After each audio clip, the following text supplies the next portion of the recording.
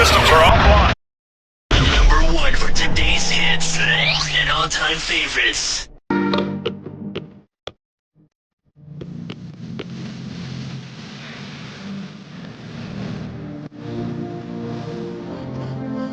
Hey yo, vibes on vibe, yo, feel the vibe. We are entertainment, CBM radio. We are that station that you're looking for, that your mama warned you about, yo. We are entertainment. Welcome back, ladies and gentlemen, from that short commercial break. Yeah, so we are going to, in this other segment, we are going to discuss how dictatorship came really into our own motherland, Africa, and which is, of course, after independence, and some of the instabilities that occurred in Africa due to dictatorship. So right now, I would like to tell you that after colonialism, really, things took a big turn in the African politics. Back then in ancient Africa, politics were more of monarchical. We didn't have something like democracy. We didn't have elections. We didn't have, that kind of stuff. So what happens is this: when this white man comes here, he introduces all kinds of, because the reason, actually, that's what I was trying to explain to you. They were using emotional dictatorship. Or let's call it psychological dictatorship, whereby they entice you with things in promise that they will be good to you in the future, but then it's for their own good. You understand? So that's how really dictatorship came. So when dictatorship after colonialism, many African nationalists wanted the power to govern their respective countries, right? And that's how they formed political parties. So when they formed political parties, they divided them really. Okay, they really divided the African nationalists apart. Remember, they only had one goal, which was fighting against colonialism. But when they were struggling for independence, due to ideological differences, they formed political parties. For instance, in Uganda, we had the two main political parties, which were UPC and DP, that were divided alongside religion. Then others were divided alongside tribes and they were divided alongside tribes and clans and ethnicity, like the KY. So what happens is this: so after colonialism, we have these political parties competing for power. So they compete for power. When one political party wins, the other goes into opposition. So that increased the disunity among Africans. So even after when the colonialists left, they had to use this opposition part to overthrow. That's why at one point after independence of most African countries, Africa was communist. But at some point we had military coups, we had liberation wars, we had all those kinds. So those overthrew the rightful leaders and then came into power the dictators. So when they came into power, they served the interests of the whites. For example, up to now in Africa, we still experience the colonialist-based education curriculum, which is sponsored by them, of course, because you can't run a curriculum without funds to keep it in space. So they were serving the interests of their former colonial masters, which we call neo-colonialism. And Africans were like, how can we overcome this? Because literally, these were the same men who were fighting against colonialism. But then they are doing the same things the colonialists would have done. Though I believe some of them believe that the colonialists were more lenient than their African leaders. Look in DRC. Right? So after that chaos, after that confusion over political friction, then we had instabilities. We had things like civil wars. We had instabilities like famine. We had instabilities like poor education system. Those are also instabilities. We had instabilities like what else can you say? Civil wars, military coups, and this claimed a number of lives of Africans. For example, after Amin's overthrow in 1979, between 1979 and 1986, There was no useful president there in Uganda. We all had presidents coming and going in 2 months, 2 weeks, blah blah, and until we had a liberation war under the NRA that claimed lives. And we also had DRC. The war in DRC was due to dictatorship. The war in Sudan, the same. The Egyptian revolution in 1952, the same. The Libyan revolution, the same. The same Libyan crisis in 2011 was the same. So all these instabilities in Africa have been caused by dictatorship, because people are tired of a specific dictator who doesn't, give them what they like. So up now in Africa, dictatorship is still an instability. Yeah, because as I told you before, leaders still want to maintain their power. In political education, we call it consolidation of power. Consolidation, you do everything it takes to consolidate power.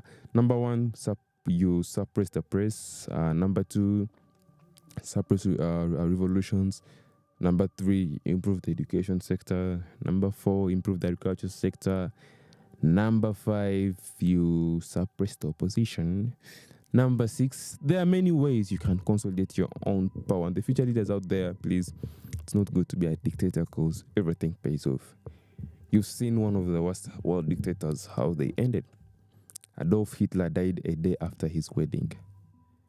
He had to kill himself in a bunker. We don't know if he died, but we believe he died. Right? You also have Kano Gaddafi died. You also have guys like Mobutu Sese Seko, and how their children who used to fly to Belgium every day for school and come back to DRC every day. They were day scholars sleeping in Congo, studying in Belgium. Imagine having a plane every day from Kinshasa to Brussels.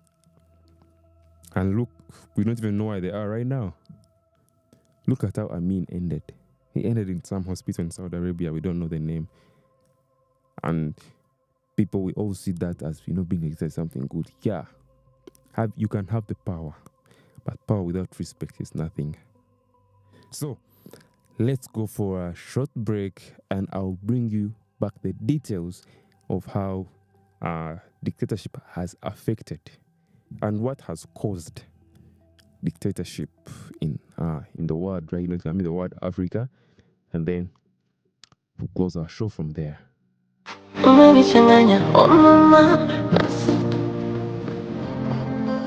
Hey yo, vibes on vibe, yo, feel the vibe. We are entertainment, CBM radio. We are that station that you're looking for, that your mama warned you about, yo.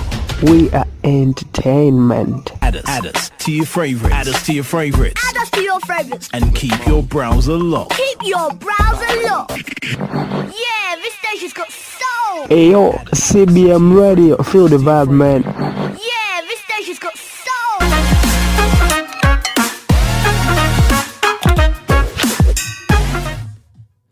Ladies and gentlemen, welcome back from our short break.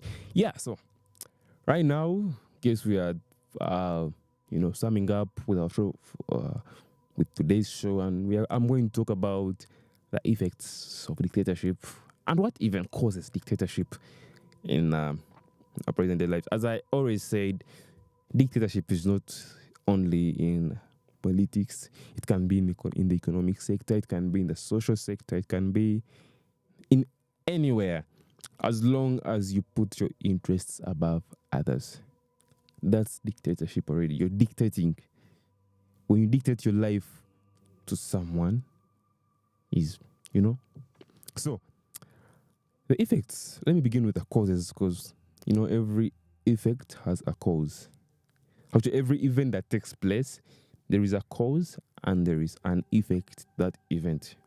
For example, when you're going, in the warfare, before wars start, there's what is going to cause them to start. Before, that's the cause, and then the end. That's the effect. So, because of dictatorship, we've had greed for power. Guys really want to be in power because it actually feels good when you test power. Feels good. You've not been anywhere whereby you're like ruling a class of people, you want everyone to see you as a king. You want to be the emperor. You want to be something like that. So, number one cause, we have economic instabilities, income inequality, we have weak institutions, we have lack of democratic tradition, we have social unrest, we have nationalism and xenophobia, we have cultural historical grievances, we have charismatic leadership, we have fear and intimidation, personal cult, foreign intervention, global economic trends, regional instability, etc. So, that's it. They're really causes because people really want to be in power. And let me say something about dictators. Those are the worst cowards you'll ever see under this planet. It's funny, yeah, but that's the truth. Because you tell him that someone is going to overthrow the next step, like, whoa, be like, kill him immediately. And that's how they consolidate their power. Because even, I mean, when dictatorship doesn't, actually, dictators believe when they become dictators, they'll improve the country, which is in a wrong way. Well, of course, people need to be controlled at some point, right? A dictator has to come up with ideas to feel, as long as you're pleasing your country, not the people, because those are two different people, the country and the people. Because when you're developing a country, you're seeing in future generations. You're not seeing the present generation, because you're going to the future generation, because you won't construct a stadium in one day. No, it takes ages and ages. So dictatorship has really been caused by many things. Because nationalism, someone just because he saw China, because for example, there are some countries that have been developed by dictators. Did you know that? China was developed by a dictator, Mao Zedong, but he used it in an intelligent way. Stalin the same. The reason we have Russia like this, because of Stalin. Despite the historical facts that took place in the 15th century under Catherine the Great, all that. We have guys like in France, Napoleon. Doesn't have France like this is because of Napoleon. So when you come with that trend whereby just because dictators have developed country and you also expect your ideas will develop the country, then you're in the wrong way. And this has also turned out to be, it has also come up with different effects. Some are positive, others are negative. Loss of lives, loss of property, people have run to exile, people have lost, economic instabilities, unemployment and stuff, because you believe Africa is for Africans and you want to chase out investors from Africa. And then you want Africans to do these things by themselves. You cannot do something you don't know. So, that's it. And then I think the positive effects are really, let me say maybe, it increases on the rate of nationalism. But nationalism where people are dying, and that's not nationalism. Well, that was it for today. And then I think we'll sum up from here and see you next Monday at the same time, same day, same hour. See you soon. Take care. I remain Kaitana Davis, your host, The Lens, CBM Radio. Don't forget to subscribe. Press the notification button for our daily updates. We'll have the vibe. Take care. Entertainment. Add us to your favorite.